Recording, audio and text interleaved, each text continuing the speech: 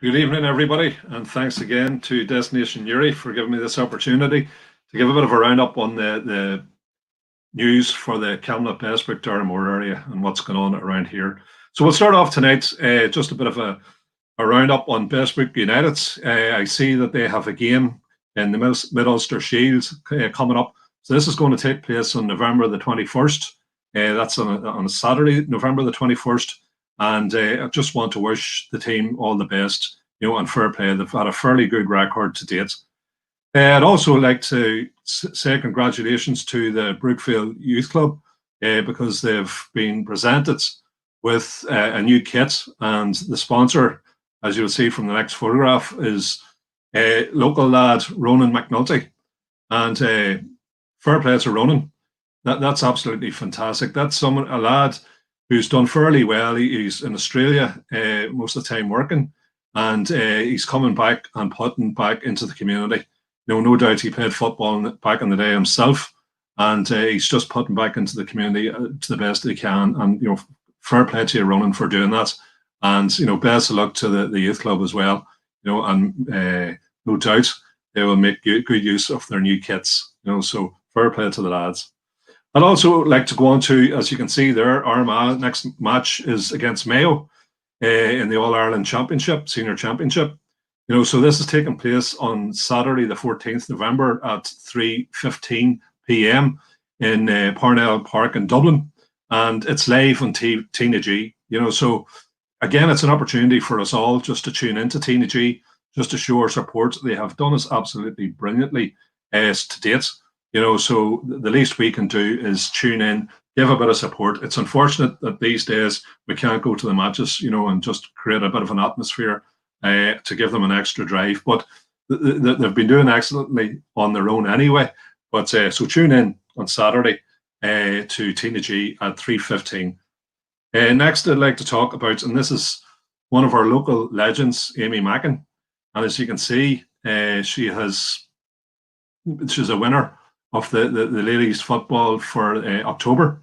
That's, you can see there. And Amy, unfortunately, I just can't read it, but there is, if you take a wee look at that poster, if you go onto the Facebook page, there's an absolutely fantastic, again, unfortunately, my internet connection tonight isn't that great. So it's a wee bit too blurry for me. But if you read that, it really sums it all up. Absolute legend. And, I know behind every great player, there's a great team as well. But, and, Amy would be the first to say that. But no doubt, she has, worked very, very hard this last number of years. And she has brought, any of the teams that she's playing for, she has brought them to a particular level that is just absolutely fantastic. So again, fair play to Amy. And thanks everyone who voted for her just to make that possible. Okay. And on Saturday past, we had a collection in the village. As always, Pat McGinn was up and at it, organising a collection on behalf of Cuanmurra. Everybody knows the history of Cuanmurra and Sister Concilio and the tremendous work that it does in this area for people that are suffering from addiction. And it's probably saved many lives. But like any charity, it depends on the goodwill of people in the area to keep it going, so there's no doubt about it. They had a fairly good day on Saturday. They continue to fundraise, and it really is up to us to try and ensure that, we provide what we can to make sure that Cuanmurra continues to provide the service that it does and is able to survive, in these harsh times. So fair play to Pat and everybody that took part in the collection on Saturday, which was in the village. We used to call it the toll bridge. But I think that's the first bucket collection that I've seen in the village probably since March, because of the lockdown and what have you. And I know that they used all the precautions that they could. And obviously it was up to people whether they wanted to do it or not. But no, fair play to the lads, for doing that. Also, another wee bit of work that was done on Saturday. As people may know, we have a centenary garden in the village that was built and opened in 2016. And this was to commemorate, if you remember, the centenary of 1916. And there has been a number of centenary plaques put up on the walls since then to commemorate various events. There'll be another two put up this December. If people aren't aware of it, in December, I think it was the December the 12th in 1920, there was an attack on the RIC barracks in Camlough.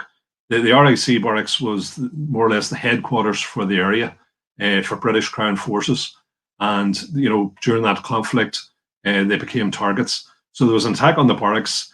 In the aftermath, or during that attack, further on down the road at the Egyptian Arch, you had area volunteers from the 4th Northern Division waiting in ambush to try and prevent the Black and Tans coming out of Newry with their Crossley tenders. There was obviously a series of gun battles as the Black and Tans, tried to shoot their way through, and a number of volunteers were killed. In the aftermath of all of that, the Black and Tans came into Camlough village and they burnt a number of family homes, and including one of the local pubs, which belonged to a woman called Jane McCann. Herself and her daughter were in the pub at the time where the Black and Tans were burning it. That pub was burnt to the ground, and today it is now called the Yellow Heifer. And there's a couple of good photographs of just the ruins, and the front of the Yellow Heifer has remained as it was back in at that time. It was gutted out, from the inside, but the front part is still the same. So anyhow, there will be a very small centenary events, obviously because of the restrictions. Only one or two people can actually go and unveil the plaques. But that will be done sometime around the 12th of December. And there was a number of people who were out in force on Saturday tidying up the garden. They got a good bit of it done. I think there's another few photographs there, Cahill. And there's more work to be done. I think maybe if the weather permits, the place should be finished off next Saturday. This is this Saturday coming. So fair play to all the lads that took part in that cleanup. And as I say, hopefully we'll get another bit of help this Saturday. Another event that happened in the village, there was a lot happening on Saturday, was it was like an army of women, and they were doing a collection for the Christmas Toys Appeal, carrying coins. And when they gathered in the village pretty close to where we were working, and it looked about 16 to 20 women. And they obviously had their meeting, decided where they were going. They all got into their respective vehicles and they headed round to the different estates around the village to do the collection. Again, another very worthy cause, and fair play to the people that, take time out to do this type of work.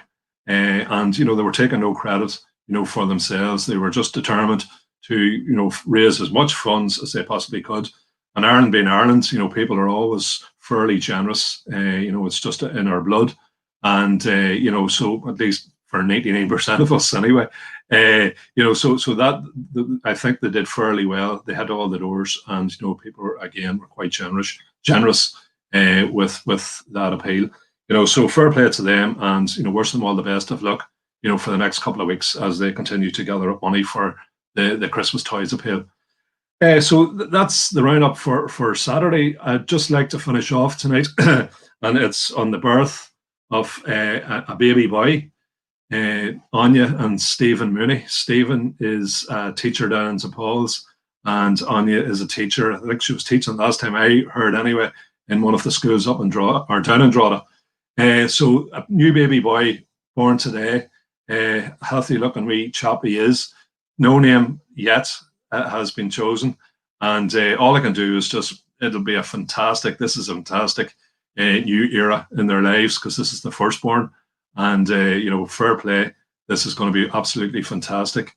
And that means that Conor Murphy is now a granda. So there you go. So fair play to Anya. Congratulations, and to Stephen as well. And all the best for the future. So that's it, Cahill.